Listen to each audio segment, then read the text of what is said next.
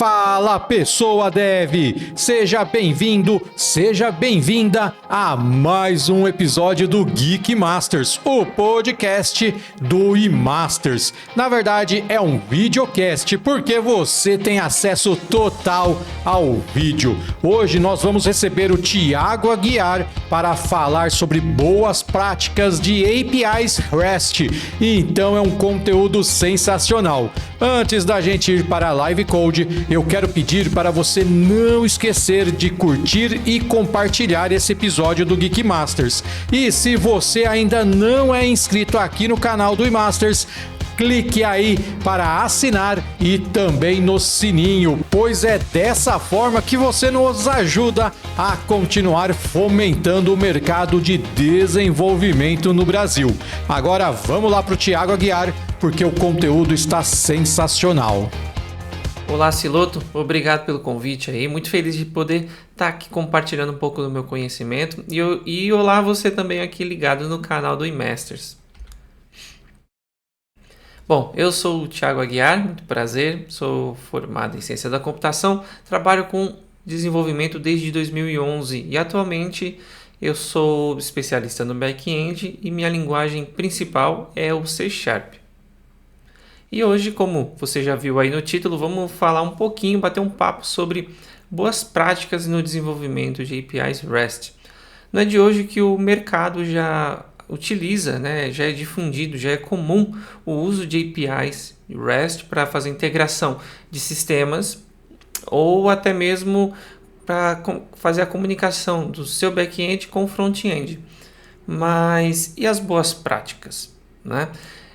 Pela sua facilidade em ser criado os serviços REST, algumas boas práticas às vezes acabam ficando para trás. E apesar de simples, muitos desenvolvedores não fazem, mas esses detalhes fazem a diferença. E hoje eu separei aqui alguns, são vários, né? Várias práticas que podemos adotar, mas eu separei aqui algumas hoje para apresentar para você. Então vou comentar um pouquinho de cada uma e vamos ver o nosso projeto ali, onde a gente vai fazer, onde eu vou mostrar algumas coisas, onde estão essas práticas e o que não seria adequado, que geralmente a gente acaba vendo aí no mercado.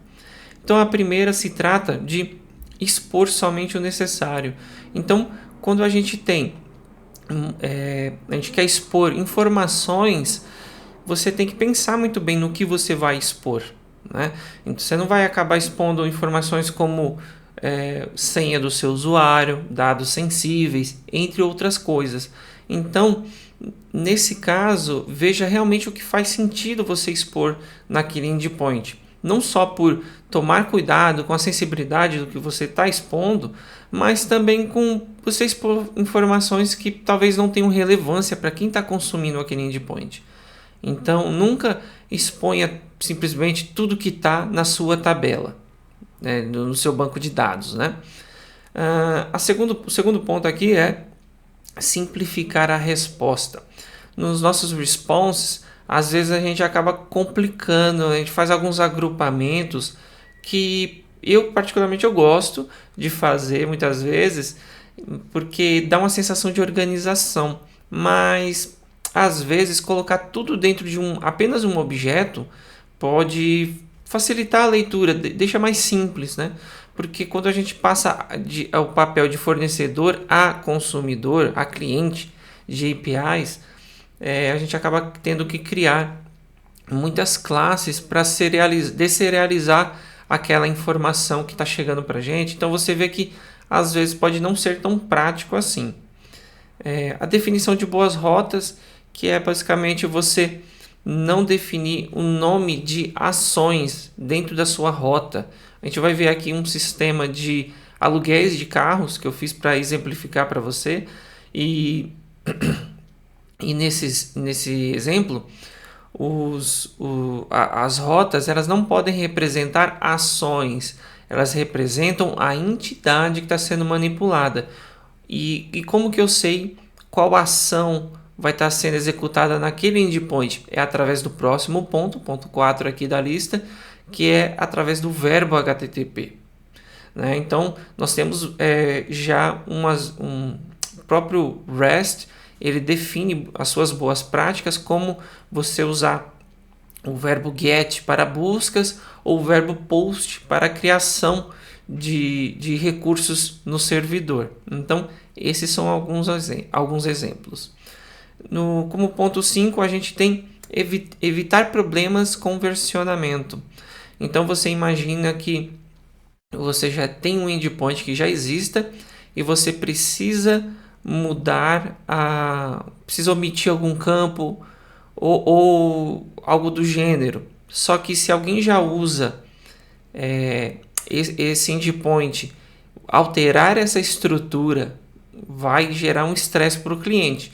Você pode enviar um comunicado dizendo que, olha, a partir de tal data isso vai ser alterado, mas sabemos que muitas vezes isso não funciona muito bem. Dependendo da quantidade de clientes, pode trazer um problema para você como fornecedor de serviço, de um API. Então, para evitar dor de cabeça, é comum que se use o versionamento. Então, se esse endpoint já existe e você vai fazer alguma alteração, seja na rota ou no payload, que pode afetar quem já está usando aquele endpoint, então você pode usar o versionamento. Você cria esse novo endpoint num V2 ou V3 que seja, com um novo contrato, com as suas atualizações. Então, quem quiser usar a forma antiga continua no V1 e quem for usar a nova agora passa a usar o V2 e você não quebra ninguém que já está usando o serviço. E por último, definir um contrato base. O que significa isso? No seu response, cada endpoint, você vai ter ali um get, um put, mas cada endpoint ele vai retornar um conjunto de dados diferentes. É uma boa prática que você defina um contrato padrão, né, ali onde você tenha pelo menos 2 atributos, um chamado mensagens, aonde o messages, né, a gente trabalha muito com inglês, aonde você vai retornar as mensagens, se necessário, de algum problema que pode ter acontecido durante a execução. E também um outro atributo chamado data, né, ou data, onde vai conter os dados ali sempre da sua requisição. Então isso facilita o mapeamento dessas informações, porque você sempre vai ter esse contrato base em todos os seus endpoints. Então facilita o entendimento. Então eu sei que se houver um problema no meu payload, sempre vai ter um atributo chamado mensagens, aonde as mensagens de problema vão estar ali. Ou eu posso recuperar, eu sei que, por exemplo, se eu tiver se eu não tiver nenhuma mensagem de erro, eu sei que se eu não tiver nenhuma mensagem dentro, né, desse atributo chamado mensagens, eu sei que está tudo bem, então eu posso ler o data. Então facilita um pouco a dinâmica ali para você do papel para o cliente, né, do papel de consumidor. Então eu fiz aqui um pequeno overview rápido sobre cada um desses tópicos e agora a gente vai ver no nosso projeto isso na prática, como que foi feito. Então vamos fazer aqui uma rápida passagem no nosso projeto para você conhecer. Aqui nós temos um sistema, como eu disse, um sistema de aluguéis de carros. E aqui nós temos os nossos controllers. Nós temos 2 controllers. Basicamente nós temos aqui informações de os carros cadastrados, os carros disponíveis para aluguel. Nós temos também as informações de usuário e as informações dos aluguéis, que é basicamente a junção de tudo. Os usuários que alugaram aqueles carros e quando alugaram. Então, somando tudo, a gente tem essa informação. E no nosso projeto aqui, nós temos 2 controllers. Uma focado em operações de busca e cadastro de carros, né, e a listagem como um todo, que é a Car Controller, e a Rental Controller são as informações de aluguéis que vão ser listados com base num período. Para esse projeto aqui eu estou usando o .NET 8 e a gente vai começar falando aqui sobre expor somente o necessário. Então vou rodar aqui o projeto e vou mostrar para você como que está hoje isso. Vamos aguardar um pouco. Eu vou executar o projeto aqui de dentro do próprio Visual Studio, a partir dessa extensão. Então nós temos aqui, se a gente olhar, eu vou abrir o Rental Controller para vocês verem. E aqui nós temos 2 endpoints que estão versionados. A gente já vai falar sobre versionamento mais para frente. E vamos usar o V1 para vocês verem como que ele se comporta, né? Então se eu vir aqui no... Deixa eu achar aqui, cadê? Aqui, dos períodos, né? Então vamos ver como que está o V1.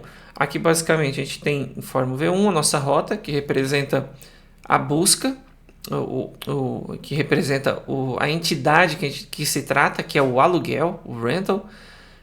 Nós temos aqui o período que eu estou pesquisando, que é de 1/4 a 30/4. Quando a gente executa, nós temos aqui... e só para comentar, gente, eu estou usando isso aqui que já é nativo do .NET 8, que ele já gera esse arquivo .http. Você também pode usar usando a versão... usando o VS Code com a extensão REST Client. Nada te impede de usar o próprio Swagger ou um Postman, Insomnia, o que você achar melhor. Não, aqui eu estou usando porque achei mais prático e mais enxuto. A gente é mais objetivo aqui tudo para nós aqui. Achei mais fácil, tá? Então, seguinte, o que isso nos retornou? Repara, aqui a gente tem o nosso atributo data, onde a gente vai ter todo o nosso conteúdo, onde a gente vai ter todo o nosso conteúdo. E aqui no rental, você vai ver que eu tenho o ID do usuário, o ID do carro, a data e início de aluguel, o valor. Aqui um objeto usuário, onde a gente tem dentro desse objeto os dados do usuário. Então eu tenho o ID, o nome, o e-mail, a senha, a data de nascimento, os dados de endereço. E aí eu tenho um objeto de carro relacionado aos dados do carro. Aqui eu tenho um ID, modelo, ano, cor, qual que é o preço da diária e se ele está disponível para ser contratado, para ser alugado, né? Então repara que aqui, na minha opinião, só lendo aqui, temos informações aqui que provavelmente não são necessárias e algumas até sensíveis. E o que foi resolvida no V2. Se a gente entrar aqui agora executar o V2, você vai ver que aqui nós já temos um payload mais enxuto, tá? Então você pode ver até por aqui, ó, o tamanho dos bytes trafegados aqui foi mais de 1 mega, né? E se você olhar a segunda requisição, é o mesmo período, são os mesmos dados, só que com menos informações, que isso não é um problema, são informações que foram desconsideradas porque não são relevantes. Então, o que a gente tem aqui? A gente tem o Rental ID, que é o aluguel, que é o ID do aluguel, data e início de aluguel, o valor, o ID do carro, modelo, ano, cor, o preço. Essa informação talvez aqui também não seja relevante, a gente vai remover, não tinha percebido, mas se ele está disponível ou não, naquela data que ele alugou estava disponível, então não importa muito aqui nesse momento. A gente tem o ID do usuário, seu nome, e-mail e data de nascimento.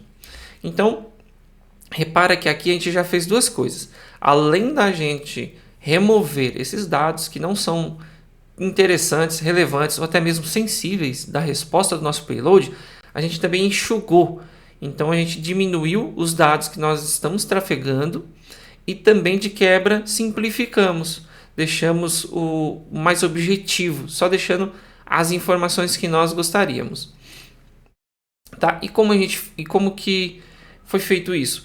Basicamente eu tenho aqui as classes que representam os nossos DTOs e aqui dentro do rental eu tenho, como o meu endpoint está versionado, a gente já fala sobre isso, eu tenho aqui o DTO que representa as classes desse endpoint do V2 e onde elas têm menos campos, né? Então, aqui é a questão da organização, gente. Eu fiz um projeto bem objetivo, com a camada só, para a gente focar nas práticas, tá? Não necessariamente aqui a organização dos arquivos é o que eu faria num projeto, no mundo real, apesar de não achar que isso está ruim para um projeto simples, mas eu faria algumas outras modificações aqui. Então, leve em consideração que a organização desses arquivos é meramente para um projeto ilustrativo, tá bom? A ideia é focar nas práticas. Então, ok, você entendeu que você deve expor somente as informações relevantes e organizá-las de uma forma que talvez fique mais simples para o consumo. E então, agora a gente vai passar para o próximo passo, que é a definição de rotas. Indo para... De novo, corta essa parte. Então, agora indo para as nossas rotas, vamos entender melhor o que é um bom nome e o que é um nome ruim. Então, aqui no nosso Car Controller, por exemplo, nós temos aqui uma rota dentro de API barra a versão, que é a V1, e o nome da controller, que é carro. Tem gente que às vezes poderia colocar aqui, por exemplo, aqui eu tenho um listar todos. Eu vou executar o endpoint para vocês verem como ele se comporta, né? Para vocês até entenderem o porquê de talvez algumas pessoas fazerem dessa forma. Deixa eu achar aqui, cadê os carros? Esse é o get, né? Aqui ele vai me listar todos os carros. E aqui ele vai me listar o carro pelo ID. Ok? Então se eu passar aqui o ID 3, por exemplo, ele me traz o Mustang. E aqui o listar todos, ele me traz todos, né? Mustang e todos os outros carros. Então, considerando isso, ao que o endpoint faz, tem gente que vai definir na rota, por exemplo, um atributo chamado route, e dentro dele pode muito bem colocar por exemplo, poderia colocar até o nome aqui. Opa, deixa eu tirar desse aqui. Vamos ali para o carro. Acho que fica mais fácil de explicar. Aqui definiria um atributo route. E aqui dentro teria um list. Igual o nome do método mesmo. Get all cars. Isso representa uma ação, né? Então, recuperar todos os carros. Mas isso não é legal, né? Não é o recomendado pelas boas práticas do REST. Você já está no endpoint que representa os carros, né? Então você já está ali em cars. E aí barra seria, né, a V1 barra cars barra get all cars. Só que assim, como eu disse, você já está... Esse endpoint que a pessoa criou, ele está representando a ação. Recuperar todos os carros. Só que você já está no endpoint do carro. Segundo o REST, você vai definir a ação através dos verbos do HTTP. Então, se você usar o verbo get na rota cars, já se subentende que você quer todos os carros daquela entidade, daquele elemento, sabe? Então, é desnecessário esse tipo de coisa, né? Então, outras pessoas, né, aí fariam aqui embaixo no get by ID, get car by ID, e aí barra o ID. Você já tá, então seria cars barra get car by ID barra o ID. Fica redundante, entende? Então, se você já está na rota de carros, basta que você informe o ID dentro daquele parâmetro barra o ID. Então, você vai recuperar aquele carro, ok? E por que também, né? Até um adendo aqui que define uma boa rota. Por que você vai colocar barra ID? Porque a gente tem várias formas que poderia ter feito isso. A gente poderia também ter usado uma query string, query params, que seria algo mais ou menos assim, né? Ao invés de passar no ID, dessa forma eu poderia fazer isso, né? Também funcionaria, não tem problema. Mas por que eu não fiz dessa forma aqui? Porque se eu usar o URL params, esses parâmetros de URL, eles são obrigatórios. Se você não informa, eles não funciona essa rota, ela não vai existir, não vai estar disponível. Então poderia ser feito de uma outra forma, Só que aí, o que eu faria? Eu teria apenas um endpoint, aonde se eu omitisse o ID usando query params, ele me listaria tudo, ou se eu informasse o ID, ele me listaria somente essa informação, mas não é a forma que eu fiz e tudo bem. O mais importante é a definição do nome das rotas. Talvez numa próxima oportunidade eu possa falar mais sobre parâmetros, filtros, ordenação, esse tipo de coisa. Hoje a gente não vai dar tempo de falar sobre isso, mas vamos seguir aqui para mais um exemplo da rota de carros que eu quero mostrar para você, que é a rota onde eu crio entidades no servidor, onde eu crio recursos. Então eu tenho uma rota aqui, especialista, que ela vai criar um carro novo. Então vou mostrar aqui para você em funcionamento. Então veja que eu tenho aqui 5 carros, o último é o Onix, e eu vou cadastrar aqui a nossa queridinha da Ferrari. Ok, ela retornou um no content, ok, show de bola, é o que eu esperava mesmo para um cadastro. E se a gente listar agora, nós temos a nossa Ferrari aqui. Tá? O ID está 14, mas não está errado não, é porque auto-incremento, eu já fiz alguns testes e removi os outros. Tá? Então nós temos a nossa Ferrari aqui cadastrada, mas repare que o mesmo endpoint chamado car na V1, ele tem ações diferentes, ele tem funcionalidades diferentes que são definidas através do verbo. Então você vê que aqui eu estou fazendo um get para buscar. Só que para cadastrar, para criar recursos no servidor, eu estou usando um post. Né?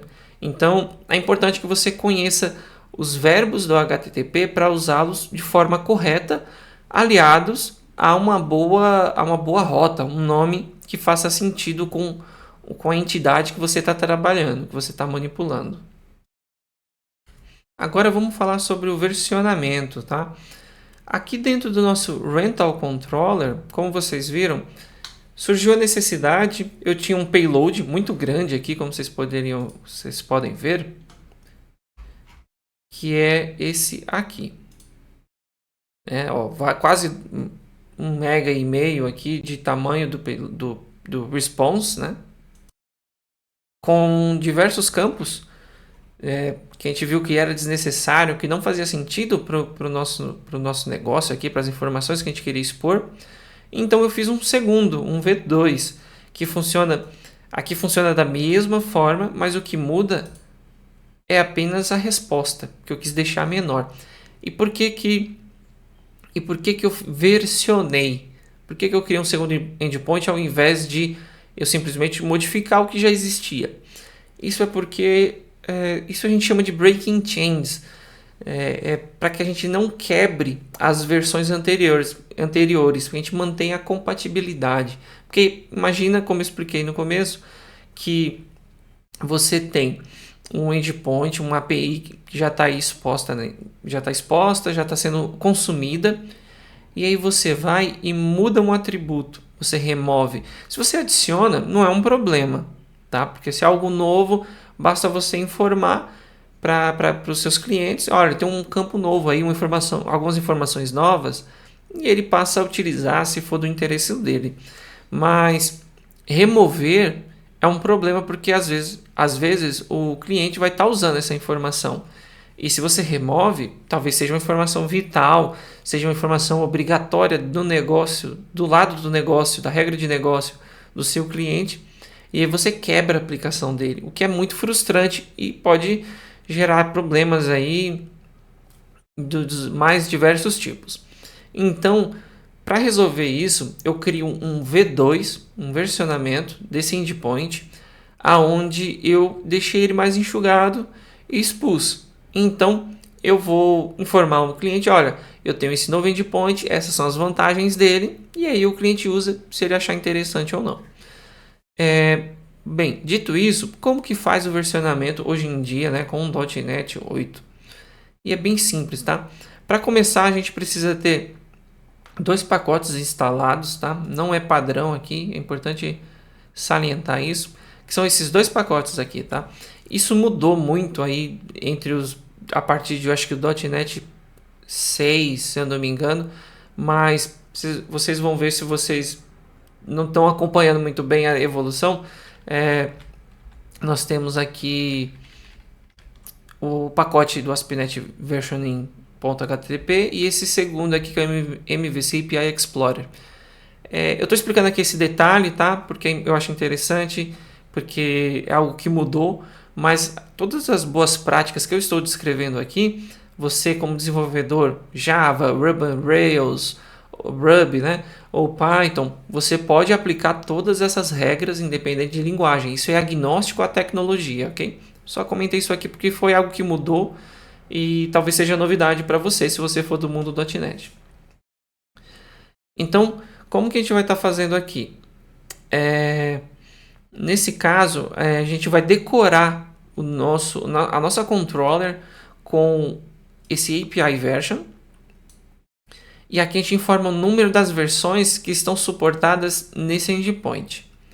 Geralmente, o que eu mais aqui eu quis fazer diferente, mas geralmente a forma como eu mais faço é criar uma pastinha dentro de controllers, uma chamada V1 e V2, e ter os arquivos de classe, né, da controller agrupados dentro da V1 só os endpoints da V1 e dentro do V2 só os endpoints da V2. Mas nada te impede de fazer dessa forma. Aqui eu estou dizendo quais as versões que essa controller suporta, que é a V1 e a V2, e aqui internamente, usando essa outra notation aqui, eu estou dizendo que esse endpoint aqui, esse método, né, esse recurso, vai estar disponível através da rota da versão V1 e esse segundo da V2. Então, também uma opção.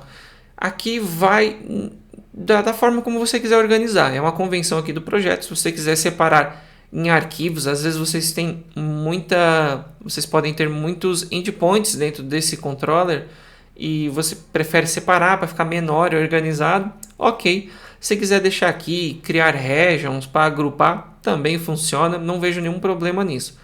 Então, é uma possibilidade. E também tem um detalhe importante que a gente faz aqui no program, tá? Que é a configuração que depois que você instala os pacotes, você vai ter esse recurso do Add API Version, onde você vai falar aqui tem algumas poucas configurações, tá bom? Aqui você diz qual é a versão default, a versão padrão. Na segunda você vai dizer, através da sua API, que você vai retornar um cabeçalho informando que a sua API suporta versionamento. Então, quando isso aqui estiver true, esse é o efeito. Aqui nesse assume default version, você vai estar dizendo que quando o usuário, o cliente, não informar qual a versão, né, se é o V1, o V2 que ele quer, ele vai retornar a versão default, que é a V1. E aqui por último, no API Version Reader, você vai ter quais os tipos de versionamento, as formas, né, melhor dizendo, as formas de informar o versionamento que a sua API vai suportar. Então aqui eu estou dizendo que ela suporta através da URL, né, que é o recurso da URL, ou também informando um cabeçalho. Então se você omitir o V1 da URL e informar um cabeçalho customizado, que é esse aqui, eu poderia ter colocado o outro, né? Eu coloquei o X aqui porque é uma rota customizada. Então, se o cliente na requisição informar esse cabeçalho do X API Version, informando o número da versão que ele quer usar, ele também vai funcionar. E eu tenho mais algumas outras opções que você pode combinar, que nem eu estou fazendo aqui, que ele já fornece isso, ou apenas informar uma. Eu usei aqui apenas de forma a mostrar você como que faz, que tem mais de uma opção. E chegando agora no último tópico da nossa lista, vamos falar um pouquinho sobre... Deixa eu só ver se eu não esqueci nada de falar para vocês aqui do versionamento. Tá, ok. Vamos para o último tópico, que é relacionado ao contrato base. Tá? Como que eu fiz esse contrato base? Eu tenho aqui uma classe API Response. Você pode ver que toda vez que eu retorno algum tipo de informação, eu uso o meu API Response. Tá? Vamos te mostrar aqui também no Car Controller. Eu sempre retorno usando o meu API Response. Tá? Sempre que eu tenho que retornar alguma informação no meu response, no meu payload ali, eu sempre vou estar usando essa classe. E como é que ela funciona? Tá? Ela é uma classe simples, genérica, ok? Onde eu vou informar o tipo.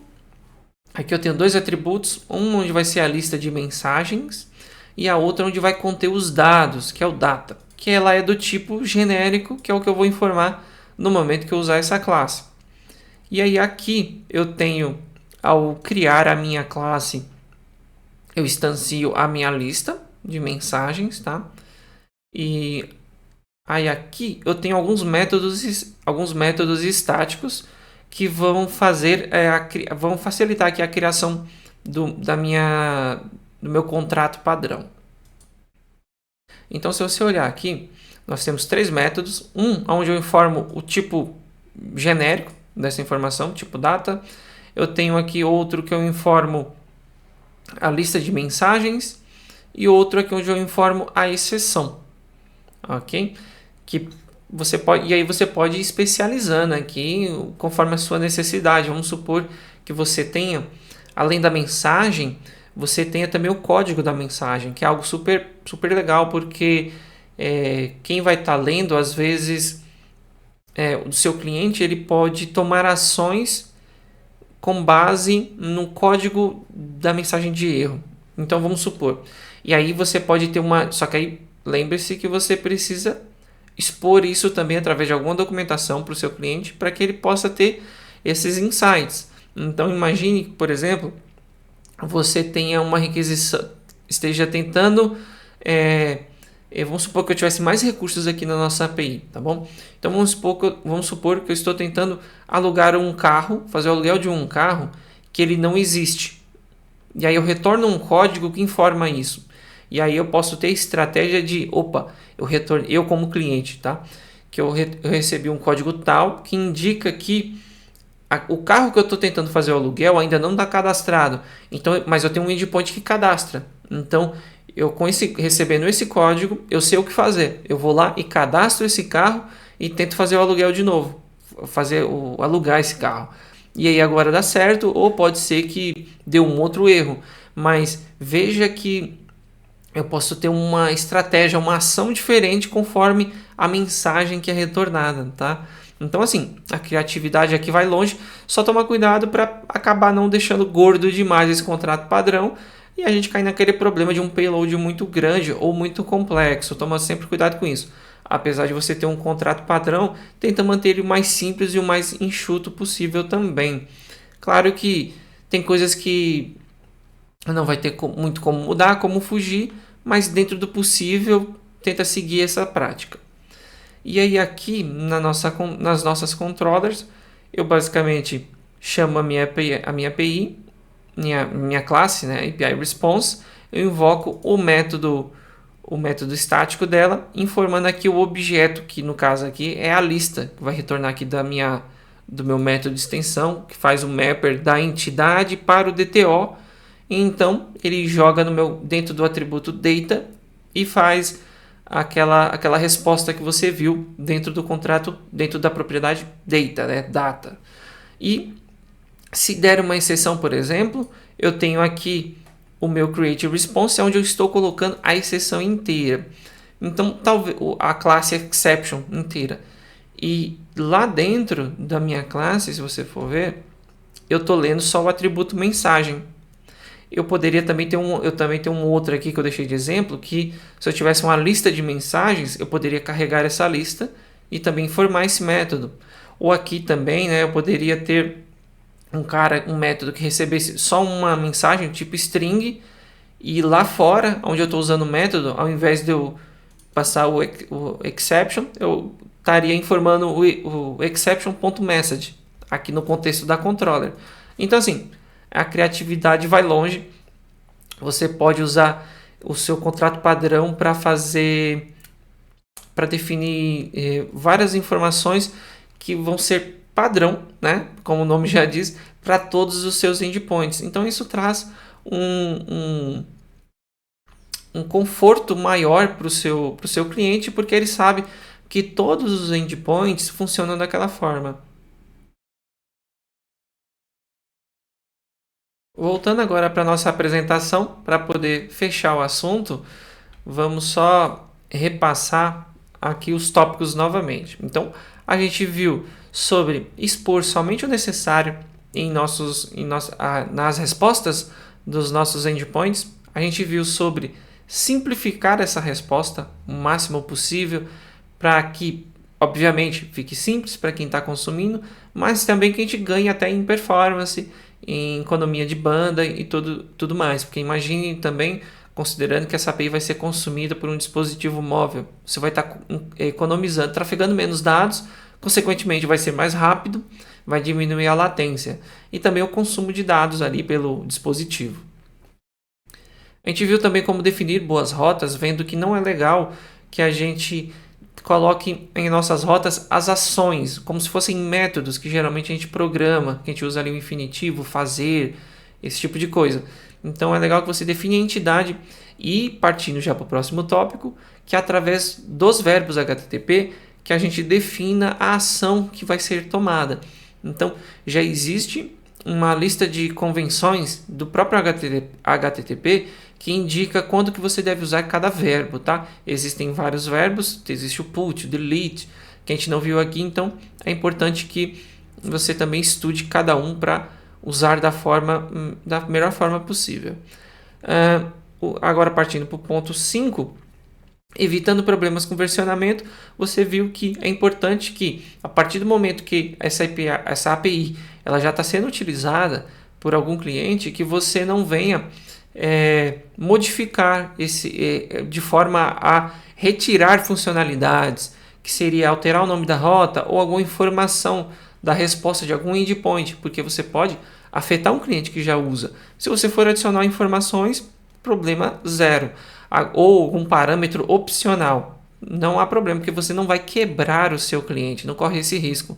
Agora, se você for remover, for fazer alguma ação desse tipo, mudar o nome, conforme julgar melhor, é indicado que você faça o versionamento dessa rota, sendo um V2, um V3. Então, e se você, vamos supor, você fez o V2 e os clientes começaram a usar, putz, mas preciso fazer mais uma alteração, mas já tem gente usando, você vai fazer um V3, porque já existe na V2, entende?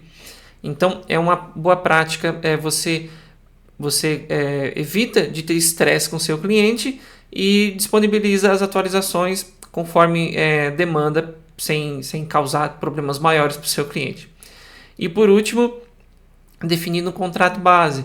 Como você viu, quando você tem algo padrão, você meio que já consegue, do mesmo jeito que você padronizou as respostas, do lado do seu cliente, ele vai padronizar a leitura. Então ele sabe que, como no exemplo que eu dei, eu tenho lá os atributos data e o atributo message.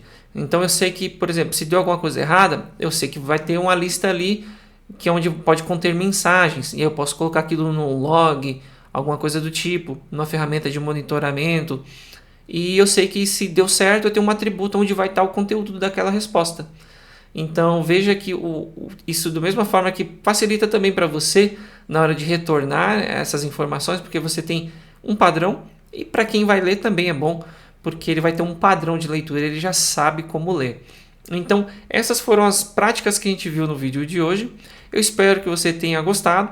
Muito obrigado mais uma vez ao pessoal do eMasters por esse convite, por eu poder estar contribuindo aqui com você, compartilhando um pouco do meu conhecimento, e você também por ter assistido aí até aqui. Se você ficou com alguma dúvida, pode deixar aí nos comentários.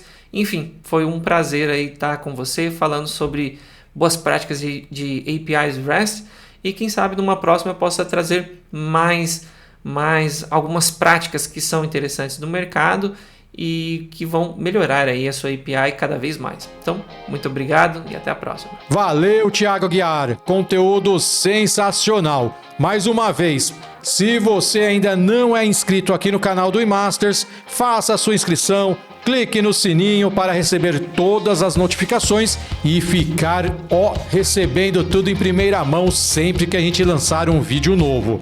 E claro, curta, compartilhe e também divulgue o trabalho aqui do eMasters, porque isso ajuda demais o mercado. Eu espero que você tenha gostado desse Geek Masters e a gente se vê no próximo episódio. Valeu!